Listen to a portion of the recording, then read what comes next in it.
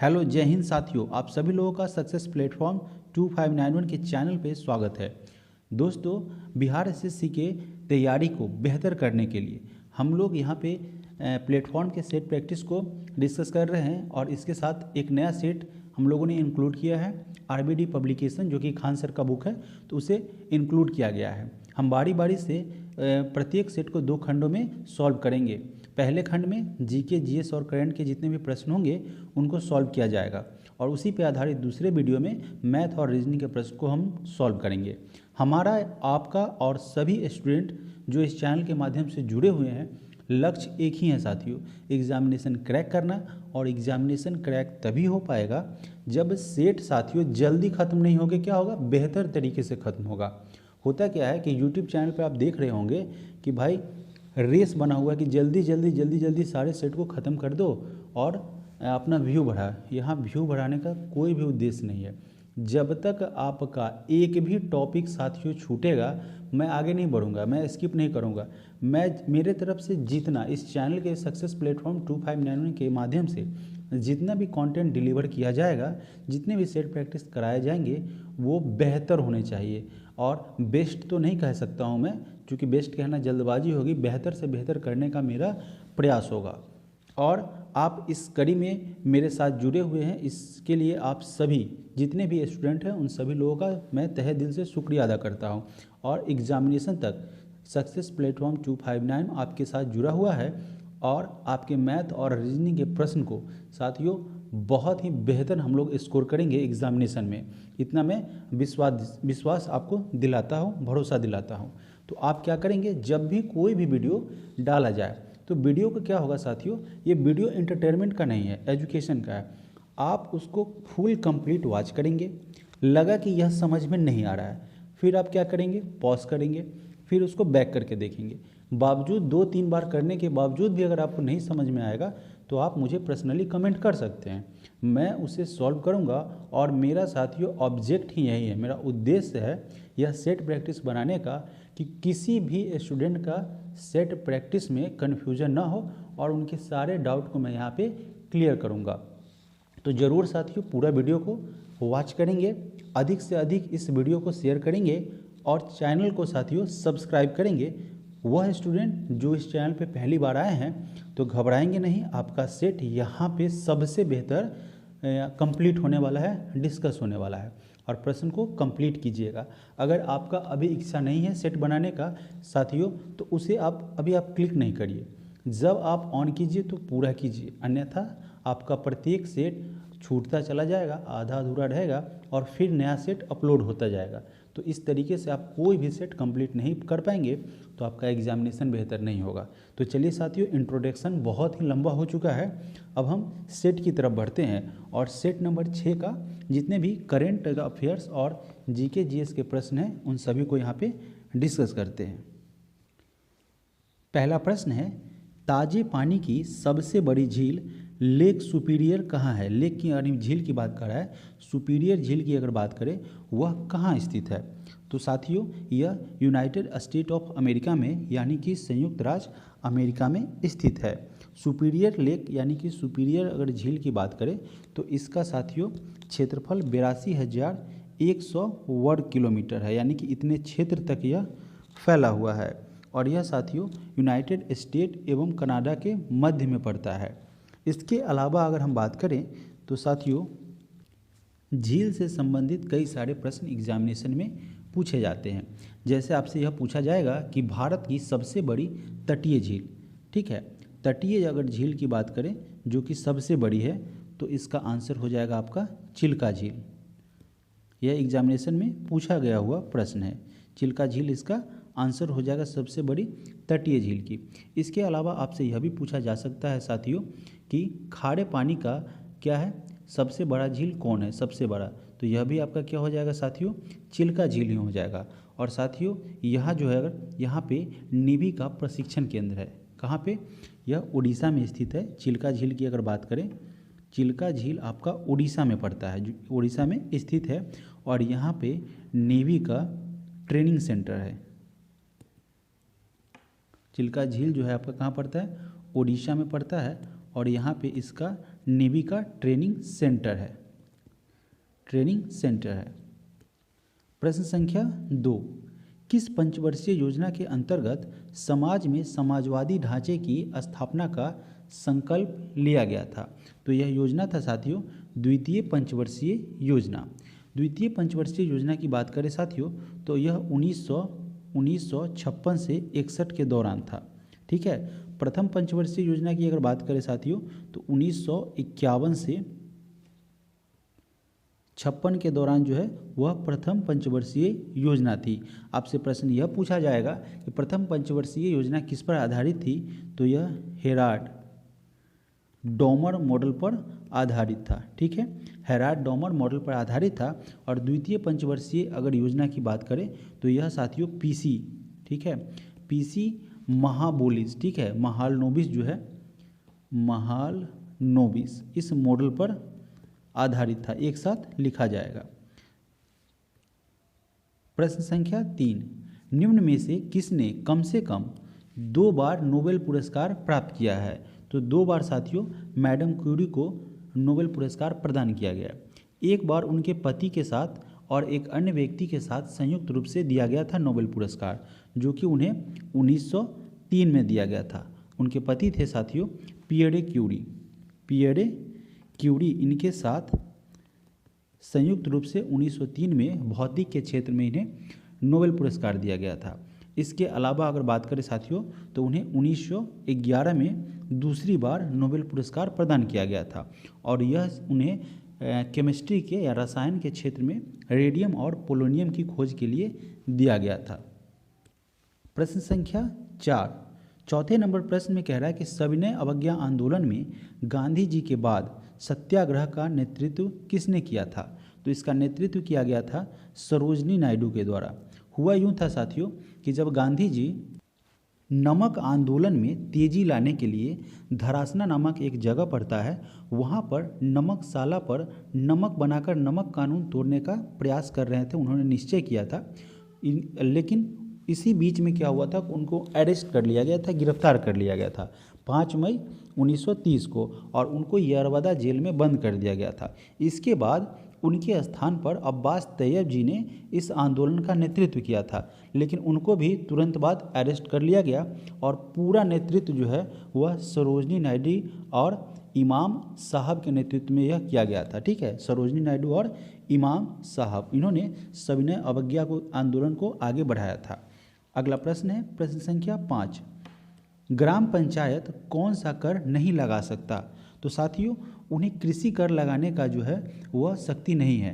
कृषि कर जो है वह राज्य सरकार के द्वारा लगाया जा सकता है, ऐसा नहीं कि लगाएगा ही, राज्य सरकार जो है वह कृषि कर लगा सकती है। अगला प्रश्न है प्रश्न संख्या 6, खासी भाषा किसमें सम्मिलित है? देखिए गारो खासी एक प्रजाति जो है ना, तो पूछ रहा है कि खासी जो एक भाषा है, लैंग्वेज है, वह इसमें से किसमें सम्मिलित है? तो साथियों ऑस्ट्रो एशियाटिक उपकुल की मोनखेमर शाखा के अंतर्गत जो है वह खासी भाषा को सम्मिलित किया गया है। ऑस्ट्रो एशियाटिक जो है यह ऑस्ट्रो एशियाटिक लैंग्वेज यानी कि भाषा कहिए, यह परिवार में सम्मिलित भाषा है। झारखंड, असम, उड़ीसा एवं वेस्ट बंगाल के अधिकतम हिस्सों में यह भाषा बोली जाती है, क्योंकि यह वहाँ के क्या है, जनजातियाँ हैं। प्रश्न संख्या 7, भारतीय संविधान में संसद के दोनों सदनों की संयुक्त बैठक का प्रावधान किस देश के संविधान से लिया गया है? तो दोस्तों यह ऑस्ट्रेलिया के संविधान से लिया गया है और संयुक्त अधिवेशन जो है वह राष्ट्रपति बुलाता है प्रधानमंत्री की सलाह पर। भारतीय संविधान में संयुक्त अधिवेशन का जो प्रावधान किया गया है साथियों, यह आर्टिकल 108 के अंतर्गत किया गया है। 108 के अंतर्गत संयुक्त अधिवेशन बुलाने का प्रावधान किया गया है, जिक्र किया गया है।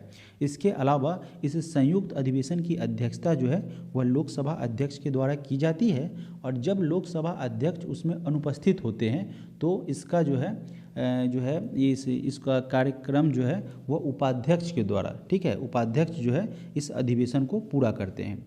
अगला प्रश्न है प्रश्न संख्या 8। 8वें नंबर प्रश्न में कह रहा है कि भारत में उगाई जाने वाली अधिकतम कॉफ़ी की किस्म जो है वह क्या है? तो कॉफ़ी का प्रजाति साथियों पूछा गया है कि अधिकतम किस प्रकार की कॉफ़ी यहाँ पे उपजाई जाती है, तो यह हो जाएगा अरेबिका। ऑप्शन नंबर सी यहाँ से हमारा करेक्ट आंसर हो जाएगा। भारत के संदर्भ में अगर हम बात करें कि सबसे ज़्यादा कॉफ़ी का उत्पादन कहाँ पे किया जाता है, तो इसके मामले में कर्नाटक राज्य जो है वह शीर्ष पे है। और साथियों पूरे विश्व की अगर बात करें तो ब्राज़ील सबसे बड़ा उत्पादक देश है कॉफ़ी का। कॉफ़ी की अगर बात करें साथियों एग्जामिनेशन में पूछा जाता है तो उसमें थीन पाया जाता है। अगला प्रश्न है प्रश्न संख्या 9, किस योजना के अंतर्गत यानी कि कौन सी ऐसी योजना है जिसके अंतर्गत सरकार ने वह कृषि नीति अपनाई है जिसने हरित क्रांति को जन्म दिया है। तो हरित क्रांति की अगर बात की जाए तो यह तृतीय पंचवर्षीय योजना के दौरान हुआ था। और आप जानते हैं कि तृतीय पंचवर्षीय योजना, सबसे पहले प्रथम पंचवर्षीय योजना की हम जिक्र करते हैं, ठीक है। तो आप जानते हैं 1951 से 1956 था, ऐसे लिखते हैं 1956 था। फिर आपका 1956 से आपका 1961 आपका क्या था, द्वितीय पंचवर्षीय योजना था। ये पहला था, यह दूसरा था।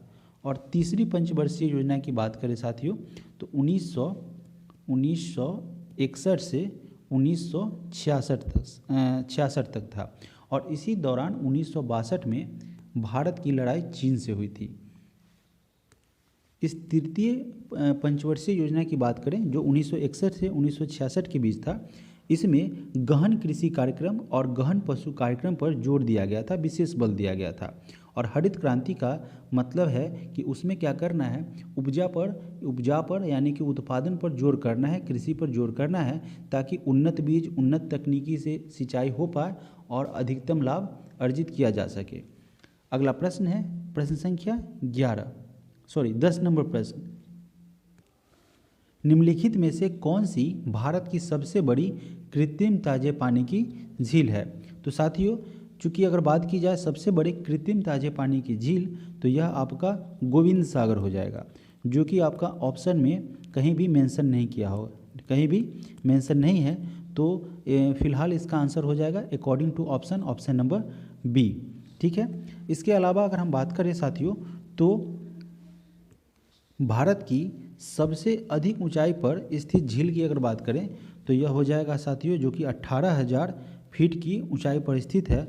उसका नाम है साथियों सोलामू, ठीक है, आधा त सो है, सोलामू। इसकी अगर बात करें तो यह 18,000 फीट की ऊंचाई पर स्थित है, जो कि सिक्किम राज्य में पड़ता है। यह एग्जामिनेशन में पूछा जा सकता है। अगला प्रश्न है प्रश्न संख्या 11 नंबर प्रश्न में कह रहा है कि भारतीय आधिकारिक गोपनीयता, ठीक है, भारतीय आधिकारिक गोपनीयता अधिनियम कब पारित किया गया था जिसने प्रेस की स्वतंत्रता को प्रतिबंधित कर दिया था, रोक लगा दिया था।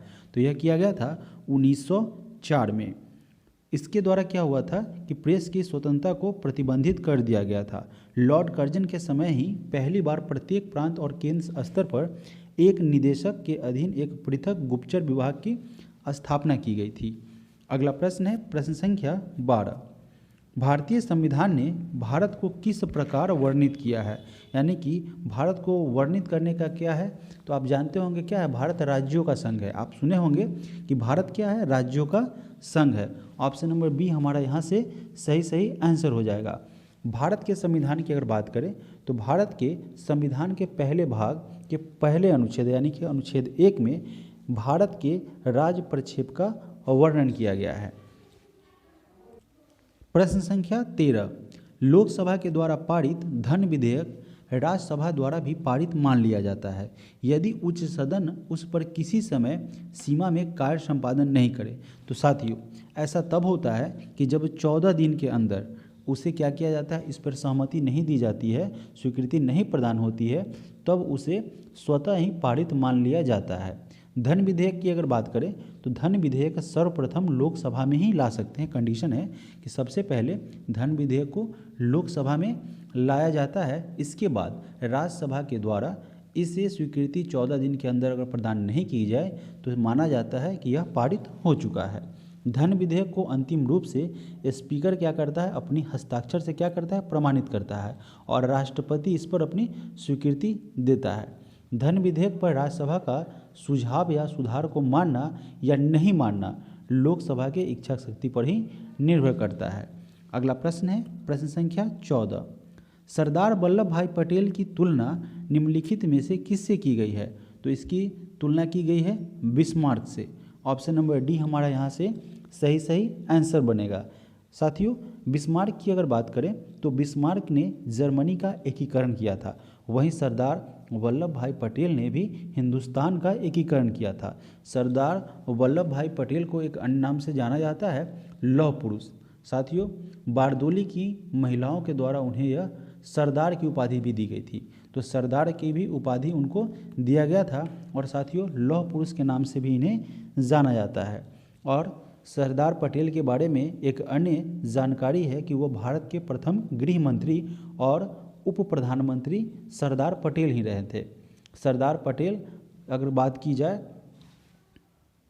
तो सरदार पटेल ने देसी राज्य का जब विलय हुआ था उस पर हस्ताक्षर कराने में, सिग्नेचर करवाने में महत्वपूर्ण भूमिका निभाई थी। प्रश्न संख्या 15। सूर्य के रहस्यों को जानने हेतु आदित्य L1 अंतरिक्ष यान भारत के श्रीहरिकोटा के सतीश धवन अंतरिक्ष केंद्र से इसरो के द्वारा सफलतापूर्वक कब लॉन्च किया गया था? तो इसे लॉन्च किया गया था 2 सितंबर 2023 को। करेक्ट आंसर हो जाएगा ऑप्शन नंबर आपका बी। सफलतापूर्वक इसे जो है 2 सितंबर 2023 को लॉन्च किया गया था। आदित्य L1 सूर्य का अध्ययन करने वाला भारत का पहला अंतरिक्ष मिशन होगा और पृथ्वी से सूर्य की दूरी की अगर बात करें साथियों तो वह 150 मिलियन किलोमीटर है। पृथ्वी से चंद्रमा की अगर दूरी की बात करेंगे तो यह 3,84,400 किलोमीटर है। अगला प्रश्न है प्रश्न संख्या 16। किसी वस्तु का पूंजी उत्पादन का अनुपात किसका माप है? दोस्तों, पूंजी उत्पादन, देखिए इसको गौर से समझिए, पूंजी उत्पादन का अनुपात पूछा गया है, किसका माप है, किसका मेजरमेंट है? तो साथियों यह जो है उत्पादन की प्रति इकाई में निविष्ट पूंजी की राशि, यानी कि जो उत्पादन में प्रति इकाई लागत होता है, प्रति इकाई लागत है ना, उसमें जो इन्वेस्ट पूंजी होती है, निविष्ट पूंजी होती है, वह उसके अनुपात में होती है। तो ऑप्शन नंबर बी हमारा यहाँ से सही आंसर हो जाएगा। प्रश्न संख्या 17।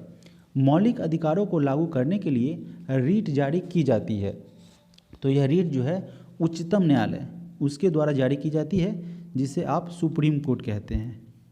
सुप्रीम कोर्ट के द्वारा यह जारी की जाती है। सुप्रीम कोर्ट के द्वारा मौलिक अधिकार का हनन होने के संदर्भ में आर्टिकल 32 के द्वारा, ठीक है, आर्टिकल 32 के द्वारा जो है कुल 5 प्रकार के रीट जारी किया जाता है। प्रश्न संख्या 18। 69 यानी कि 69वां राष्ट्रीय फिल्म पुरस्कार 2023 में सर्वश्रेष्ठ अभिनेता किसे चुना गया है? तो आप जानते होंगे अल्लू अर्जुन, ठीक है, अल्लू अर्जुन को चुना गया है पुष्पा द राइज, ऐसा ही मूवी का नाम है। और 68वां राष्ट्रीय फिल्म पुरस्कार 2022 के लिए अजय देवगन को, जिनकी मूवी थी तान्हाजी, उसके लिए उन्हें जो है यह पुरस्कार दिया गया है। अगला प्रश्न है प्रश्न संख्या 19। गांधी इन चंपारण, इस पुस्तक के साथियों लेखक कौन है? इस पुस्तक को यहाँ पे लिखा गया था दीनानाथ गोपाल तेंदुलकर के द्वारा। गांधी इन चंपारण पुस्तक का शीर्षक है। गांधी जी ने दक्षिण अफ्रीका में सत्याग्रह और अहिंसा के अपने आजमाए हुए अस्त्र का भारत में पहली बार प्रयोग साथियों चंपारण की धरती पर ही किया था। और महात्मा गांधी के जन्म आप सभी जानते हैं 2 अक्टूबर 1869 को काठियावाड़ के पोरबंदर नामक जगह पे हुआ था। गांधी जी 1893 में दक्षिण अफ्रीका गए थे और इन्होंने वहाँ नेटाल कांग्रेस की स्थापना की थी। 1915 में गांधी जी भारत अस्थायी रूप से रहने के लिए वापस आए थे और इसी के लिए साथियों वह जब आए 1915 में तो क्या मनाया गया? प्रवासी दिवस। और आपको बताना है वह कौन सा डेट था, डेट आपको बताना है किस डेट को प्रवासी दिवस मनाया जाता है। प्रश्न संख्या 20। निम्नलिखित देशों में से किस देश में तकलामाकन मरुस्थल स्थित है? दोस्तों यह तकलामाकन मरुस्थल की बात करें तो यह चीन में स्थित है। और साथियों इसके अलावा अगर हम बात करें गोबी मरुस्थल की तो यह मंगोलिया में स्थित है, ठीक है, मंगोलिया में आपका गोबी मरुस्थल पड़ता है। गोबी मरुस्थल जो है वह एशिया का, पूरे एशिया का सबसे बड़ा मरुस्थल है।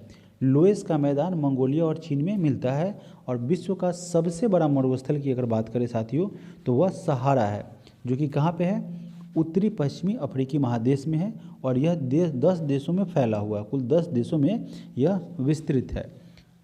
प्रश्न संख्या 21, मानचित्र बनाने वाले, यानी मानचित्र को जिस विज्ञान के अंतर्गत बनाया जाता है या उसका अध्ययन किया जाता है उसे क्या कहते हैं? तो उसे साथियों कार्टोग्राफी के नाम से जानते हैं। ऑप्शन नंबर ए हमारा यहाँ से करेक्ट आंसर हो जाएगा। प्रश्न संख्या 22, मुद्रास्फीति जिसे इन्फ्लेशन कहते हैं, इन्फ्लेशन कहा जाता है, उस इन्फ्लेशन के अंतर्गत क्या होता है? तो इन्फ्लेशन होगा तो मुद्रा का वैल्यू घटेगा, है ना, कीमत बढ़ जाएगी ना। जैसे मान लीजिए किसी भी वस्तु को अभी हम खरीदने के लिए 10 रुपया पेड करते थे, तो अब उसका क्या होगा, वस्तु की वैल्यू बढ़ेगी और मुद्रा का जो है वैल्यू घटेगा। तो इन्फ्लेशन में वस्तु महंगी हो जाती है तो जाहिर सी बात है करेंसी का वैल्यू कमेगा। तो ऑप्शन कहाँ पे आपका दिया हुआ है? ऑप्शन ए में लिखा हुआ है कि मुद्रा का मूल्य जो है घट जाता है, वैल्यू घट जाता है। तो ऑप्शन ए हमारा करेक्ट आंसर हो जाएगा। प्रश्न संख्या 23, 10 सितंबर 2023 को इंडोनेशिया बैडमिंटन मास्टर का खिताब किसने जीता है? तो यह खिताब जो है वह किरण जॉर्ज के द्वारा जीता गया है। ऑप्शन नंबर डी हमारा यहाँ से करेक्ट आंसर होगा। किरण जॉर्ज के द्वारा यह खिताब जापान के ताकासाही को हराकर जीता गया था। ठीक है, के ताकासाही को यह हराकर यह खिताब किरण जॉर्ज के द्वारा जीता गया था। इसके अलावा अगर बात करें साथियों चिराग शेट्टी को, है ना, इन्हें हम कैसे भूल सकते हैं।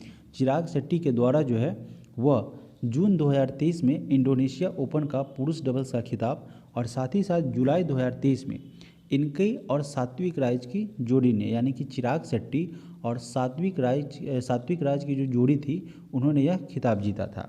इसके अलावा साथियों हम बात करते हैं वर्ष 2022 के लिए अर्जुन पुरस्कार की। तो अर्जुन पुरस्कार पहला खिलाड़ी में, ठीक है, पैरा खिलाड़ी उसे बोलते हैं, पैरा एथलीट, जो कहीं ना कहीं से डैमेज होते हैं, यानी कि पहले विकलांग कहा जाता था, अब उन्हें दिव्यांग कहा जाता है। तो साथियों उसके लिए पैरा खिलाड़ी में मानसी गिरीश चंद्र जोशी और तरुण ढिल्लो को दिया गया था। और स्वप्निल संजय पाटिल तथा जर्सिन अनिका जे को 2023 में इसके लिए सम्मानित किया गया था अर्जुन पुरस्कार के लिए। प्रश्न संख्या 24, राष्ट्रीय कृषि अनुसंधान प्रबंधन अकादमी कहाँ स्थित है? तो यह साथियों हैदराबाद में स्थित है। ऑप्शन नंबर बी यहाँ से करेक्ट आंसर हो जाएगा। और इसकी स्थापना जो है वह 1976 में की गई थी। कृषि विभाग की स्थापना की अगर साथियों हम बात करेंगे, देखिए यहाँ पे राष्ट्रीय कृषि अनुसंधान की बात कह रहा है, तो इसकी स्थापना 1976 में हुई थी और कृषि विभाग की स्थापना 1872 में की गई थी। वह लॉर्ड मेयो का उस समय कार्यकाल हुआ करता था। प्रश्न संख्या 25, भारत में निम्नलिखित में से किस प्रकार की बिजली का उत्पादन सर्वाधिक होता है? सबसे ज़्यादा किस क्षेत्र से? जैसे पानी का अगर बिजली हो या नाभिक बिजली हो, सौर बिजली हो, तापीय बिजली हो, तो कौन सी बिजली का उत्पादन भारत में सर्वाधिक होता है? तो साथियों तापीय बिजली की अगर बात करें तो यह तापीय बिजली का उत्पादन, इस सोर्स से बिजली सबसे अधिक उत्पादन भारत में की जाती है। भारत में कोयले से सबसे अधिक बिजली प्राप्त किया जाता है, उसे ही तापीय बिजली कहा जाता है। कोयला को काला हीरा के नाम से जानते हैं, काला हीरा की संज्ञा दी गई है। पीट कोयला निकृष्ट अथवा कम गुणवत्ता वाला कोयला होता है कार्बन के परिप्रेक्ष्य से, और एंथ्रासाइट में सबसे ज़्यादा कार्बन पाया जाता है, तो उच्च श्रेणी का कोयला होता है आपका एंथ्रासाइट। प्रश्न संख्या 26, जब स्वतंत्रता की माउंटबेटन योजना स्वीकार की गई उस समय भारतीय राष्ट्रीय कांग्रेस का अध्यक्ष कौन था? तो साथियों उस समय आचार्य JB कृपलानी जी थे, वह थे भारतीय राष्ट्रीय कांग्रेस के अध्यक्ष। जब जो है क्या हुआ था, जब आपका, और साथियों एक और बात, जब भारत स्वतंत्र हुआ था, जब भारत स्वतंत्रता प्राप्त किया था 1947 में, 15 अगस्त 1947 को आज़ाद हुआ था, उस समय लॉर्ड माउंटबेटन जो थे वह भारत के वायसराय थे। 1948 की अगर बात करें तो कांग्रेस के अध्यक्ष पट्टाभी सीतारमैया थे। और एक और महत्वपूर्ण प्रश्न है कि भारत का जब आज़ाद हुआ था तो उस आज़ादी के समय ब्रिटेन के प्रधानमंत्री कौन थे? तो वह थे आपके क्लीमेंट एटली। क्लीमेंट एटली का संबंध लेबर पार्टी से था। स्वतंत्र भारत का प्रथम गवर्नर जनरल की अगर बात करेंगे तो वह आपका लॉर्ड माउंटबेटन था। अगला प्रश्न है प्रश्न संख्या 27। लोकसभा का चुनाव लड़ने के लिए प्रत्याशी की न्यूनतम आयु कितनी होनी चाहिए? तो लोकसभा के कंडीशन में न्यूनतम आयु की अगर बात करें वह 25 वर्ष निर्धारित किया गया है। और राज्यसभा की अगर बात करें साथियों, राज्यसभा के लिए, ठीक है, राज्यसभा के लिए यह आयु जो है वह आपका 30 वर्ष निर्धारित किया गया है। ग्राम पंचायत की अगर बात करें तो ग्राम पंचायत के लिए, ग्राम पंचायत के संदर्भ में यह आयु 21 वर्ष निर्धारित की गई है। और राज्यपाल, ठीक है, राज्यपाल, राष्ट्रपति और उपराष्ट्रपति के लिए, राष्ट्रपति और उपराष्ट्रपति के लिए यह जो है आयु उसका निर्धारण 35 वर्ष किया गया है। 35 वर्ष की आयु पूरी होनी चाहिए न्यूनतम आयु। विधानसभा के उम्मीदवार के लिए 25 वर्ष न्यूनतम आयु निर्धारित की गई है। अगला प्रश्न है प्रश्न संख्या 28। 28 नंबर प्रश्न में साथियों कह रहा है कि यह विचार किसने विकसित किया था कि साधन ही उद्देश्यों का औचित्य बनाते हैं? तो यह विचार दिया गया था महात्मा गांधी के द्वारा। ऑप्शन नंबर डी आपका यहाँ से करेक्ट हो जाएगा। और एक और बहुत ही बढ़िया स्टेटमेंट दिया गया था महात्मा गांधी के द्वारा। उन्होंने कहा था कि अन्याय एक सीमा तक होता है, एक सीमा के बाद अन्याय को सहना मानव और ईश्वर दोनों के लिए अपराध होगा। यानी कि ज़रूरत से ज़्यादा अगर अत्याचार है तो उसको अगर ईश्वर भी सह रहे हैं वो भी अपराध है, और अगर हम आप सह रहे हैं तो वो भी अपराध है। और यह सबसे उत्तम मुझे लगा था। आपको क्या लगा था आप कमेंट के माध्यम से बताइएगा। बढ़ते हैं अगले प्रश्न की तरफ। प्रश्न संख्या 29। किसने कहा था कि स्वाद का वास्तविक स्थान जीवा नहीं बल्कि मन में है? तो यह भी आपको महात्मा गांधी के द्वारा कहा गया था। ऑप्शन नंबर बी यहाँ से करेक्ट आंसर हो जाएगा। तो साथियों बाल गंगाधर तिलक के द्वारा क्या कहा गया था आप कमेंट में कहेंगे। स्वराज मेरा जन्मसिद्ध अधिकार है और मैं इसे लेकर रहूँगा। साथियों स्वामी विवेकानंद ने क्या कहा था, स्वामी दयानंद सरस्वती ने क्या कहा था, तो इस तरीके से सुभाष चंद्र बोस ने क्या कहा था। तो सभी के द्वारा कहा गया स्टेटमेंट भी आप याद रखेंगे। जहाँ भी आपको प्रश्न मिलेगा एक बार रिवाइज कर लेंगे। अगला प्रश्न है प्रश्न संख्या 30। भारतीय संविधान की उद्देशिका में परिवर्तन किस संशोधन अधिनियम से किया गया था? तो यह संशोधन अधिनियम था 42वां संशोधन अधिनियम 1976। इस अधिनियम के द्वारा जो है वह उद्देशिका में परिवर्तन किया गया था। प्रश्न संख्या 30 का करेक्ट आंसर हो जाएगा ऑप्शन नंबर सी। अगला प्रश्न है प्रश्न संख्या 31। संसद के किसी भी सदन के दो सत्रों के बीच का जो अंतराल है वह किससे अधिक नहीं होना चाहिए? मतलब इतने महीने के अंदर जो है बैठक बुलाई जानी चाहिए, दो सत्र चलनी चाहिए। तो अधिकतम सीमा साथियों 6 महीने होगा, 6 महीने से ज़्यादा नहीं होना चाहिए। ऑप्शन बी यहाँ से हमारा करेक्ट आंसर हो जाएगा। संसद का किसी भी सदन के बीच दो सत्रों के बीच का अंतराल मैक्सिमम आपका 6 महीना हो जाएगा। और भारत में एक वर्ष में 3 सत्र आयोजित किया जाता है। आप याद रखेंगे कि एक बार में भारत में एक साल में, ठीक है, अगर बात करें एक वर्ष में 3 सत्र आयोजित किए जाते हैं। अगला प्रश्न है प्रश्न संख्या 32। एलोरा में गुफाएं और शैलकृत मंदिर किस धर्म के हैं? साथियों यहाँ अगर बात की जाए तो यहाँ पे हिंदू धर्म, बौद्ध धर्म और जैन धर्म, इन तीनों का इस एलोरा की गुफाएं में आपको देखने को मिलेगा। तो ऑप्शन नंबर डी यहाँ हमारा क्या हो जाएगा करेक्ट आंसर हो जाएगा। एलोरा का कैलाश मंदिर की अगर बात करें तो यह कैलाश मंदिर का निर्माण राष्ट्रकूट शासक कृष्ण प्रथम के द्वारा कराया गया था। कृष्ण प्रथम ने इसका निर्माण करवाया था। कांची के कैलाश मंदिर का निर्माण नरसिंह वर्मन द्वितीय के द्वारा करवाया गया था। और एलिफेंटा गुफा उसका निर्माण राष्ट्रकूट शासक के द्वारा करवाया गया था। एलिफेंटा गुफा की त्रिमूर्ति जो है वह प्रसिद्ध है और महाराष्ट्र में औरंगाबाद से लगभग 25 किलोमीटर दूर पश्चिम में स्थित एलोरा शैलकृत गुफा मंदिर के लिए प्रसिद्ध है। अगला प्रश्न है प्रश्न संख्या 33 नंबर प्रश्न में कह रहा है कि अकबर के दरबार में सबसे प्रसिद्ध तानसेन का मूल नाम क्या था? साथियों तानसेन एक संगीतकार थे और साथियों उनका मूल नाम यानी कि बचपन का नाम रामतनु पांडे था। ऑप्शन नंबर सी यहाँ करेक्ट आंसर हो जाएगा। स्वामी हरिदास कृष्णोपासक सखी भाव संप्रदाय के प्रवर्तक थे जो कि साथियों तानसेन के तानसेन के गुरु हुआ करते थे। अगला प्रश्न है प्रश्न संख्या 34। किस अधिनियम की महत्वपूर्ण विशेषता प्रांतीय स्वायत्तता थी? तो साथियों अधिनियम की अगर बात करें तो यह अधिनियम 1935 हो जाएगा। 1935 के अधिनियम की महत्वपूर्ण विशेषता प्रांतीय स्वायत्तता से संबंधित थी। भारत शासन एक्ट भारत में प्रशासनिक सुधार से संबंधित एक्ट था और वह अंतिम एक्ट था 1935। Option number A. प्रश्न संख्या 35। म्यांमार देश की मुद्रा कौन सी है? म्यांमार देश की करेंसी हो जाएगी क्या? तो ऑप्शन नंबर बी यहाँ से हमारा करेक्ट आंसर हो जाएगा। अगर बात करें साथियों मंगोलिया की मुद्रा की, तो मंगोलिया की मुद्रा है तुगरिक। ठीक है, तुगरिक जो है आपका मंगोलिया की मुद्रा है। अलग अलग देश की अलग अलग मुद्राएं रहती हैं।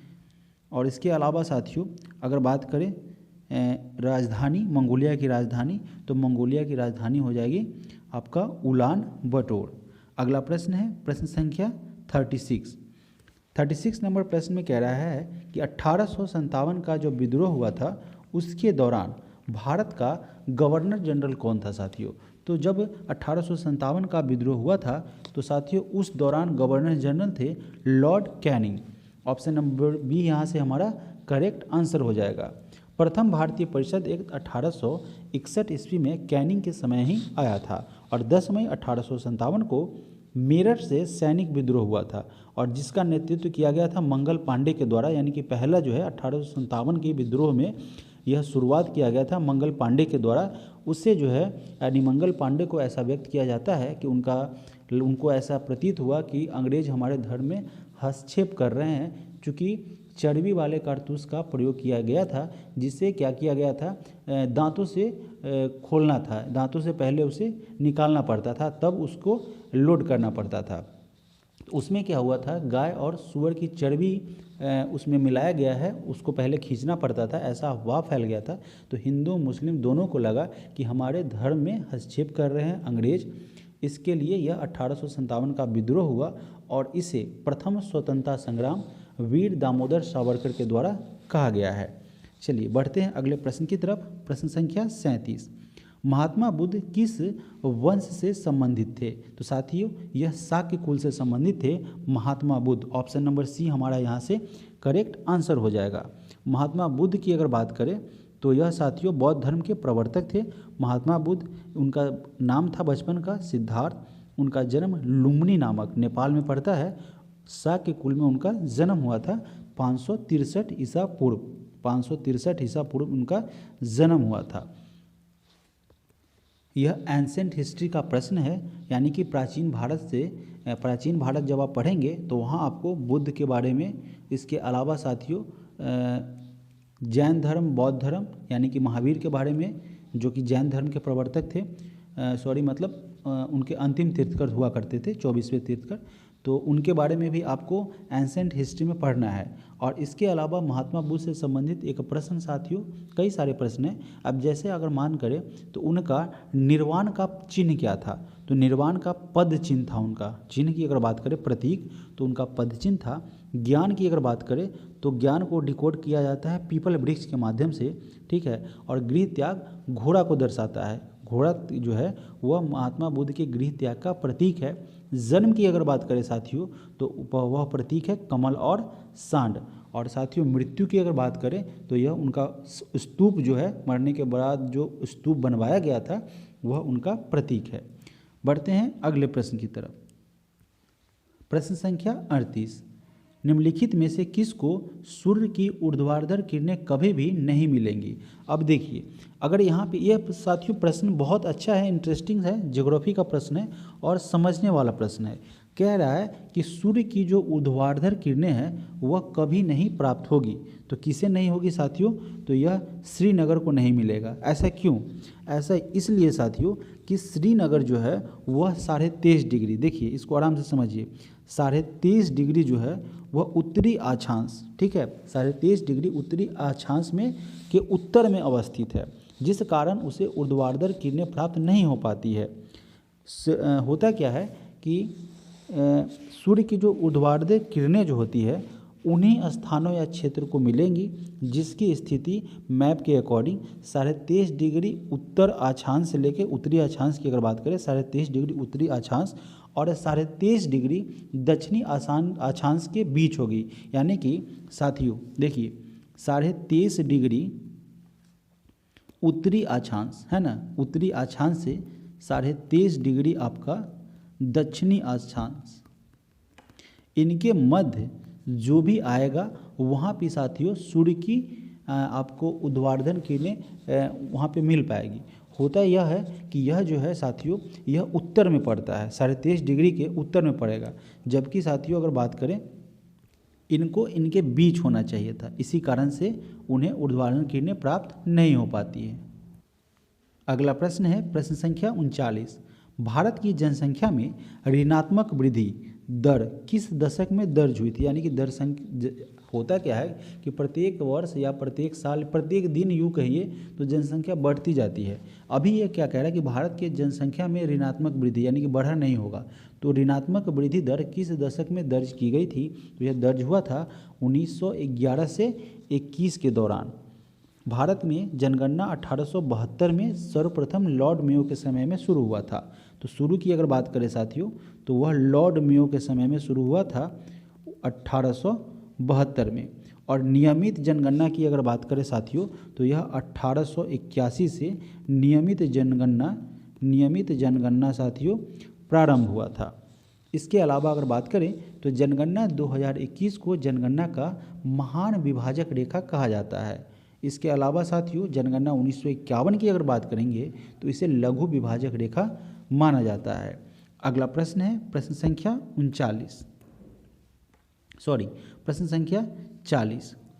40 नंबर प्रश्न में कह रहा है कि निम्नलिखित में से कौन सा संसाधन अजैव और नवीकरणीय है? नवीकरणीय की अगर बात करें साथियों तो इसका हो जाएगा जल। ठीक है, ऑप्शन नंबर सी यहाँ से हमारा करेक्ट आंसर हो जाएगा।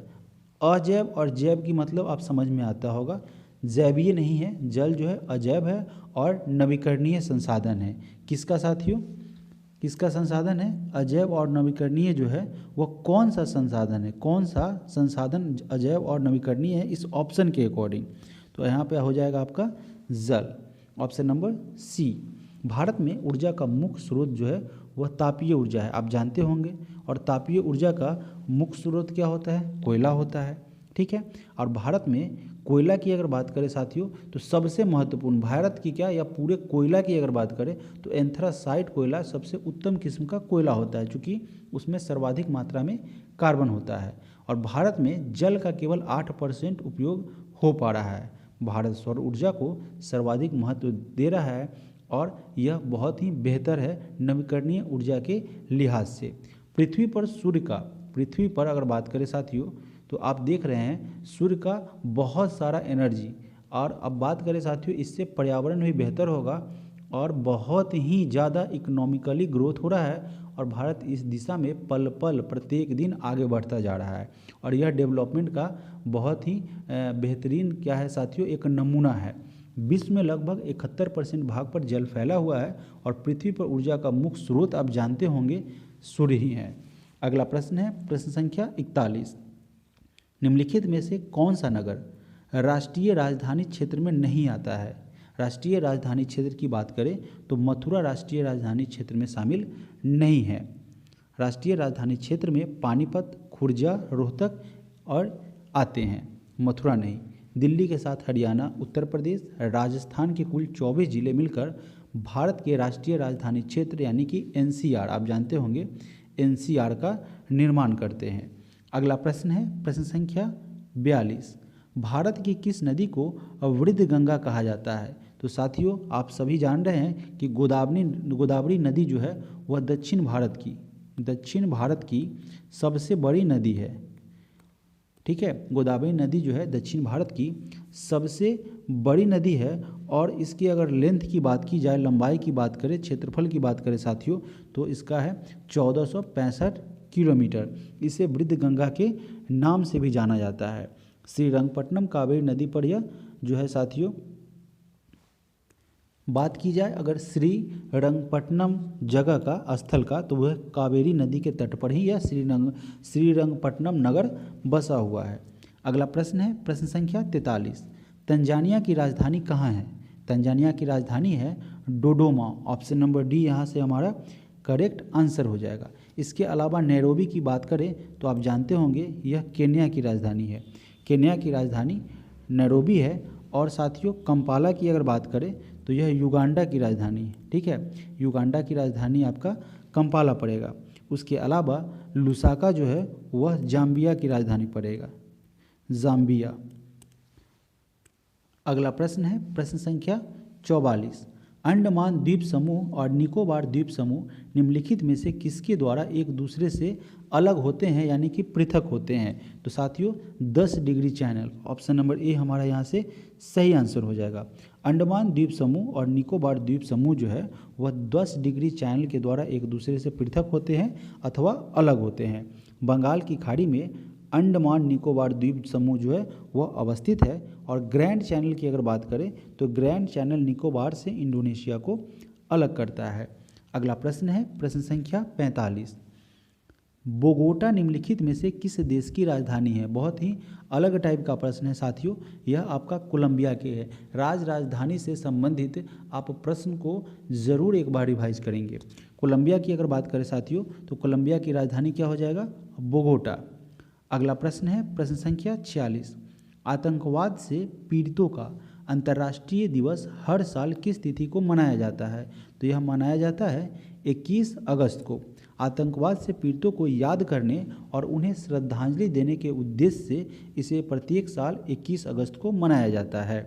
बात करें तो संयुक्त राष्ट्र महासभा के द्वारा 20 दिसंबर 2017 में इसे स्थापित किया गया था अंतर्राष्ट्रीय दिवस को। 20 अगस्त को सद्भावना दिवस भी मनाया जाता है और 21 अगस्त को विश्व वरिष्ठ नागरिक दिवस भी मनाया जाता है। इसके अलावा साथियों अगर बात करें साथियों तो 21 मई को आतंकवाद विरोधी दिवस के रूप में मनाया जाता है। बहुत सारा चीज़ साथियों लिखने में परेशानी होता है, इसीलिए मैं नहीं लिखता हूँ, मैं बोल देता हूँ। ठीक है, चलिए आगे बढ़ते हैं प्रश्न संख्या 47 की तरफ। डांस लीगेसी ऑफ पाटलिपुत्र, इस पुस्तक के लेखक कौन है? देखिए इस पुस्तक का शीर्षक है डांस लीगेसी ऑफ पाटलिपुत्र और इस पुस्तक को शोभना नारायण के द्वारा लिखा गया है। ऑप्शन नंबर ए हमारा यहाँ से सही आंसर हो जाएगा। प्रश्न संख्या 48। मई 2023 में बिहार सरकार के द्वारा लॉन्च मिशन परिवर्तन का संबंध किससे है? तो इसका संबंध जो है वह स्वास्थ्य सुधार से है। ऑप्शन नंबर बी यहाँ से सही आंसर हो जाएगा। बिहार के उप मुख्यमंत्री यानी कि डिप्टी चीफ मिनिस्टर की डिप्टी सीएम की बात की जाए तेजस्वी प्रसाद यादव, उनके द्वारा मेडिकल कॉलेज में सुधार के लिए, वहाँ बेहतरी के लिए मिशन परिवर्तन के तहत अस्पतालों को मरीज फ्रेंडली बनाना है ताकि साफ सुथरा माहौल बना रहे। और बिहार के स्वास्थ्य विभाग के द्वारा 2023 से 24 में बिहार के प्रत्येक विधानसभा में 7 और प्रत्येक विधान परिषद में 5 स्वास्थ्य उपकेंद्र खोलने का निर्णय लिया गया है। बढ़ते हैं अगले प्रश्न की तरफ। प्रश्न संख्या 49। साथियों आप इस वीडियो को जरूर शेयर करेंगे और मैक्सिमम लार्ज नंबर पर शेयर करेंगे और साथ ही साथ इसे लाइक करेंगे। पहली बार जो भी व्यूअर, जो भी स्टूडेंट इस चैनल से जुड़े हैं सब्सक्राइब करेंगे। आपको यहाँ पे सेट प्रैक्टिस का कंप्लीट डोज मिलेगा। कंप्लीट जो है आपको यहाँ पे सॉल्व करके कंसेप्ट आपका बिल्डअप किया जाएगा, चाहे मैथ हो, रीजनिंग हो, करंट हो, जीके जीएस, जितने भी प्रश्न हो साथियों। हो सकता है साइंस का प्रश्न आ जाए, न्यूमेरिकल का प्रश्न आए, तो उस न्यूमेरिकल को प्रश्न को भी साथियों हम लोग सॉल्व करेंगे। डायरेक्टली उसके आंसर तक हम लोग नहीं पहुँचेंगे, सॉल्व करके बाय प्रोसेस आगे बढ़ेंगे। चलिए अगला प्रश्न है प्रश्न संख्या 49। पंचायती राज सम्मिलन किया गया है। पंचायती राज सम्मिलित किसमें किया गया है? तो इसको सम्मिलित किया गया है राज्य सूची में। यह राज्य सूची का विषय है। पंचायती राज जो है वह राज्य सूची का विषय है। ऑप्शन नंबर बी यहाँ से हमारा करेक्ट आंसर हो जाएगा। पंचायतों को संविधान की 7वीं अनुसूची में, ठीक है, 7वीं अनुसूची में शामिल किया गया है। 7वीं अनुसूची में राज्य सूची की प्रविष्टि 5 का यह विषय है। इसका गठन तथा चुनाव कराने का अधिकार राज्य निर्वाचन आयोग को है। ग्रामीण स्थानीय शासन का पंचायती राज महात्मा गांधी के सुझाव का ही यह परिणाम है, यानी कि परिणाम है। इसके अलावा अगर साथियों बात करें तो पंचायती राज व्यवस्था की सिफारिश जो है वह बलवंत राय मेहता की त्रिस्तरीय पंचायती व्यवस्था पर आधारित है। अगर आपसे यह पूछा जाए साथियों कि त्रिस्तरीय पंचायती राज व्यवस्था की सिफारिश किसने की थी, तो यह बलवंत राय मेहता समिति के द्वारा 1957 में की गई थी। 1957 में त्रिस्तरीय की बात कह रहे हैं, त्रिस्तरीय, याद रखेंगे। अगला प्रश्न है प्रश्न संख्या 50। 50वें नंबर साथियों प्रश्न में कह रहा है कि किसकी जन्म दिवस को राष्ट्रीय शिक्षा दिवस, यानी कि किनके जन्म दिवस को राष्ट्रीय शिक्षा दिवस के रूप में साथियों मनाया जाता है। तो यह हो जाएंगे मौलाना अबुल कलाम आज़ाद। ऑप्शन नंबर सी यहाँ हमारा करेक्ट आंसर हो जाएगा। मौलाना अबुल कलाम आज़ाद की बात करें तो इनका जन्म जो है 1888 में हुआ था। 11 नवंबर 1888 को हुआ था। और कहाँ पे हुआ था? मक्का में हुआ था साथियों इनका जन्म। राष्ट्रीय शिक्षा दिवस को मौलाना अबुल कलाम आज़ाद के जन्म दिवस पर मनाया जाता है। मौलाना अबुल कलाम आज़ाद की बात करेंगे तो वह स्वतंत्र भारत के प्रथम शिक्षा मंत्री भी थे। अगला प्रश्न है प्रश्न संख्या 51। पृथ्वी के वायुमंडल की कौन सी परत रेडियो तरंगों को पृथ्वी के पृष्ठ पर परावर्तित करती है? तो यह किया जाता है आयन मंडल के द्वारा। Option number A. आयन मंडल संचार मंडल के लिए आदर्श मंडल है। आदर्श मतलब यानी कि अनुकूल है, बेहतर है। वायुमंडल की सभी महत्वपूर्ण जो घटनाएं होती है वह आपका क्षोभ मंडल में घटित होती है। समताप मंडल की अगर बात करें तो समताप मंडल में सभी वायुमंडलीय दशाएं जो है वह शांत रहती है। बढ़ते हैं अगले प्रश्न की तरफ। प्रश्न संख्या 52। निम्नलिखित में से कौन सा युग्म सही सुमेलित नहीं है? इसमें से कौन सा आपका गलत है? अब देखिए पहला क्या कह रहा है, नायलॉन थर्मोप्लास्टिक। अगर बात करें साथियों, नायलॉन जो है वह एक थर्मोप्लास्टिक का प्रकार है। इसके अलावा ऑप्शन बी की अगर बात करें तो पीवीसी की अगर बात करें साथियों तो पॉलीविनाइल क्लोराइड होता है, पीवीसी। इसका पूरा नाम होता है पॉलीविनाइल। स्पेलिंग को लेकर डाउट में नहीं रहेंगे, स्पेलिंग हो सकता है इधर से उधर हो जाए। पॉलीविनाइल क्लोराइड, क्लोराइड इसका पूर्ण रूप होता है, पूरा नाम होता है पीवीसी का। वह जो है साथियों यह विनाइल क्लोराइड का बहुलीकरण होता है। तो यहाँ पे थर्मोसेटिंग दिया हुआ है जो कि आपका ऑप्शन नंबर बी गलत है और हमें गलत आंसर ही चाहिए था, तो आगे पढ़ने की भी कोई ज़रूरत नहीं। ऑप्शन बी हमारा यहाँ से गलत हो जाएगा और वही हमारा करेक्ट आंसर बनेगा। अगला प्रश्न है प्रश्न संख्या 53। विशिष्ट सापेक्षा सिद्धांत के अनुसार निम्नलिखित में से क्या सापेक्ष नहीं है? सापेक्ष नहीं है पूछा जा रहा है। तो दोस्तों प्रकाश का वेग की अगर बात करें तो वह प्रकाश का वेग जो होता है वह सापेक्ष नहीं होता है, बल्कि जो है वस्तु का द्रव्यमान, ठीक है, वस्तु का द्रव्यमान जो है वह सापेक्ष होता है। वस्तु का द्रव्यमान जो है वह सापेक्ष होता है। तो क्या हो जाएगा? ऑप्शन नंबर बी हमारा करेक्ट आंसर हो जाएगा। इसके अलावा विशिष्ट सापेक्षा सिद्धांत के अनुसार दो परिघटना के बीच समय अंतराल जो होता है वह भी आपका सापेक्ष होता है। तो ऑप्शन सी सापेक्ष होगा। सापेक्ष कौन सा नहीं होगा? प्रकाश का वेग। समकालीनता भी क्या होगा? सापेक्ष होता है, ठीक है। और लंबाई भी किसी वस्तु की क्या हो जाएगा? वह सापेक्षता के अंतर्गत आएगा। तो ऑप्शन बी हमारा यहाँ से करेक्ट आंसर हो जाएगा। प्रश्न संख्या 54। गैस के गुब्बारों में हाइड्रोजन गैस की जगह हीलियम गैस का प्रयोग किया जाता है। ऐसा किस लिए? ऐसा इसलिए क्योंकि यह इनफ्लेमेबल होता है, यानी कि अदाह्य होता है। इसके अलावा अगर हम बात करें साथियों कि गैस के गुब्बारे में हाइड्रोजन गैस नहीं भरा जाता है, ठीक है, इसलिए हीलियम गैस भरा जाता है क्योंकि वो क्या होता है? दाह्य नहीं होता है, इनफ्लेमेबल होता है। प्रश्न संख्या 55। निम्नलिखित में से किसका पूर्ण अपवर्तनांक 1 के निकटतम होता है, यानी कि 1 के नज़दीक होता है? तो साथियों वायु जो है, वायु का पूर्ण अपवर्तनांक जो है वह 1 के निकटतम होता है। वायु का अपवर्तनांक की साथियों बात करें तो उसका अपवर्तनांक जो है 1.000277 होता है, तो 1 के नज़दीक होता है। जबकि पानी की अगर बात करें साथियों तो इसका अपवर्तनांक 1.333 होता है। अगला प्रश्न है प्रश्न संख्या 56। माणिक यानी कि रूबी और नीलम किसके ऑक्साइड है? तो यह जो है आपका एल्यूमिनियम के ऑक्साइड है। ऑप्शन नंबर डी हमारा यहाँ से सही आंसर हो जाएगा। एल्युमिनियम की अगर बात करें साथियों, तो एल्युमिनियम जो है वह ब्लॉक पी का तत्व है। ब्लॉक पी ब्लॉक का यह तत्व है एल्युमिनियम, ठीक है, इसका सदस्य है पी ब्लॉक का। अगला प्रश्न है प्रश्न संख्या 57। एक फोटो सेल में प्रकाश ऊर्जा को परिवर्तित किया जाता है, तो प्रकाश ऊर्जा को किस में कन्वर्ट किया जाता है? विद्युत ऊर्जा में। ऑप्शन नंबर डी यहाँ से हमारा करेक्ट आंसर हो जाएगा। प्रश्न संख्या 58। यूस्टोकिनिलिका, देखिए साथियों, यूस्टोकिनिलिका मानव शरीर के किस भाग में स्थित होता है? तो यह कान में स्थित होता है। Option number B. होता क्या है कि यह कान, नाक और गले को जोड़ती है और इसके कारण मध्य कर्ण यानी कि बीच का जो होता है कर्ण, कान, वातावरण में अचानक हुए हवा के बदलाव को झेल सकती है। अगला प्रश्न है प्रश्न संख्या 59। यदि मनुष्य की एक ही आँख होती तो क्या होता? तो होता साथियों कि वह जो है वस्तु का प्रतिबिंब उल्टा बनता, दृश्य क्षेत्र कम हो जाता, यानी कि इसका देखने का जो रेंज है साथियों, दृश्य क्षेत्र वह कम हो जाता, यानी कि साथियों वस्तु का प्रतिबिंब उल्टा नहीं होगा, यह होगा दृश्य क्षेत्र कम हो जाता, यानी कि उसका रेंज कम हो जाता, कम दूरी तक दिखाई देता।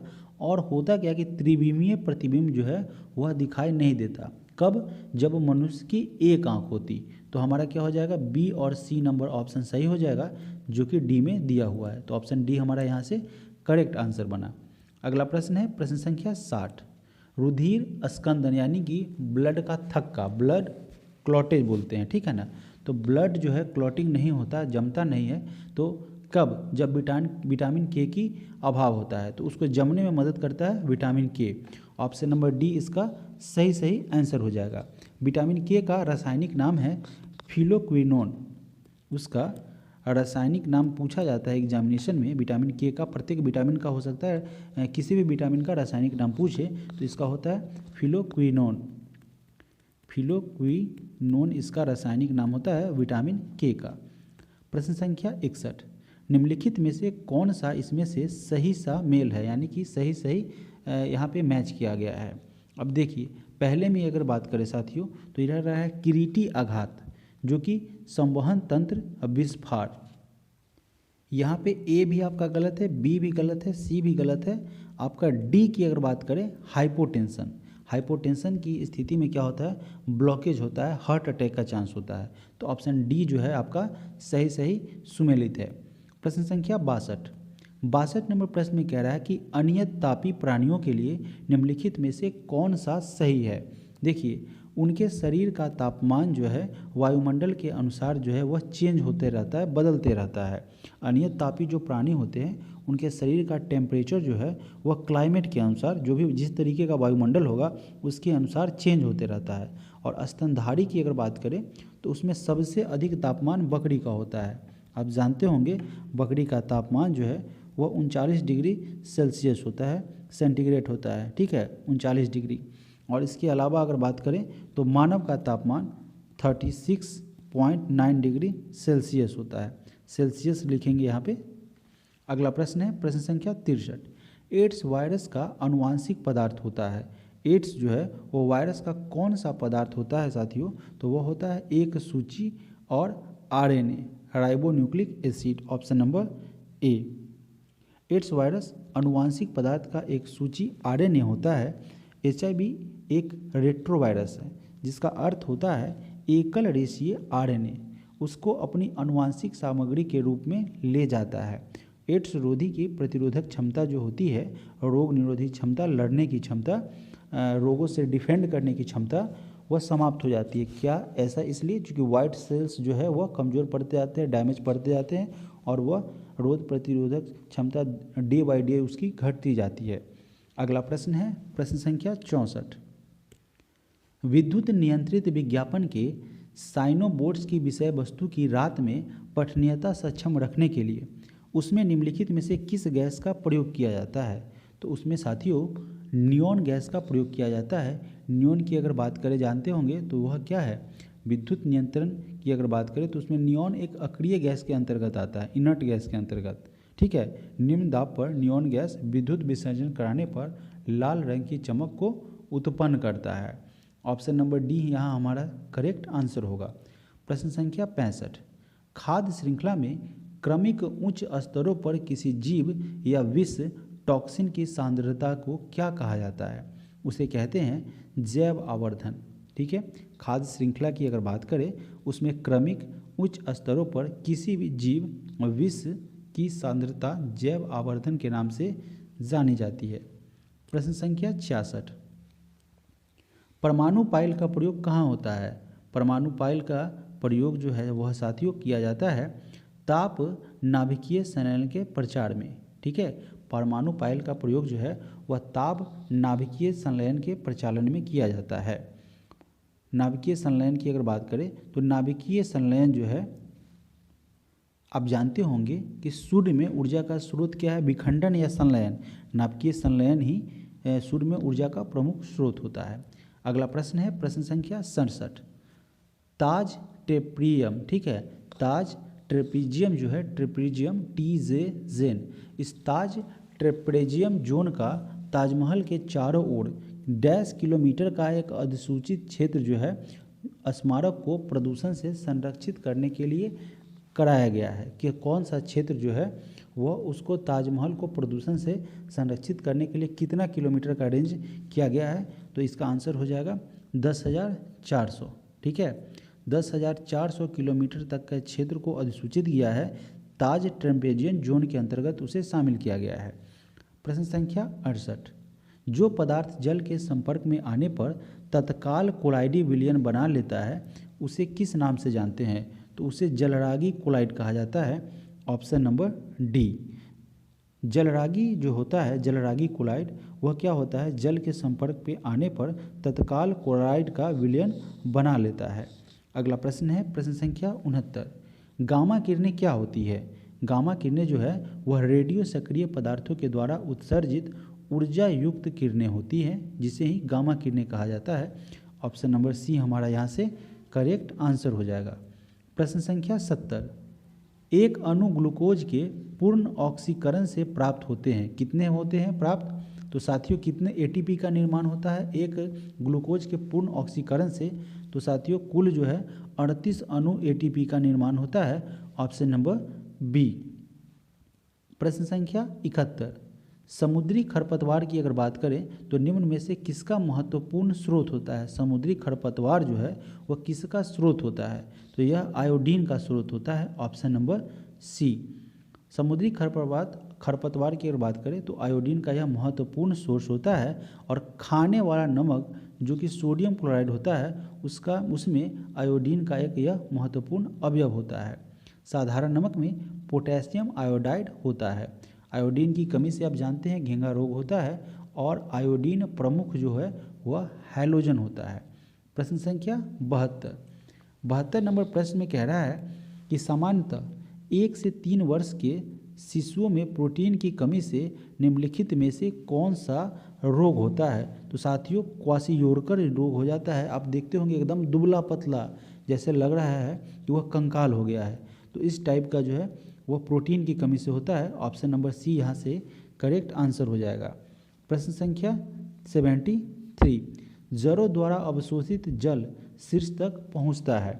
तो जो भोजन होता है वो फ्लोएम के द्वारा, और जल जो है जाइलम के द्वारा ऊपर तक पहुँचता है। तो इसका आंसर क्या हो जाएगा? ऑप्शन नंबर बी यहाँ से करेक्ट आंसर हो जाएगा। चलिए बढ़ते हैं अगले प्रश्न की तरफ। प्रश्न संख्या 74, कोशिकाओं के अध्ययन से संबंधित जैविकी की शाखा को क्या कहते हैं? यानी कि ऐसा शाखा जिसके अंतर कोशिकाओं का अध्ययन किया जाता है उसे साइटोलॉजी विज्ञान कहा जाता है। ऑप्शन नंबर ए हमारा यहाँ से करेक्ट आंसर हो जाएगा।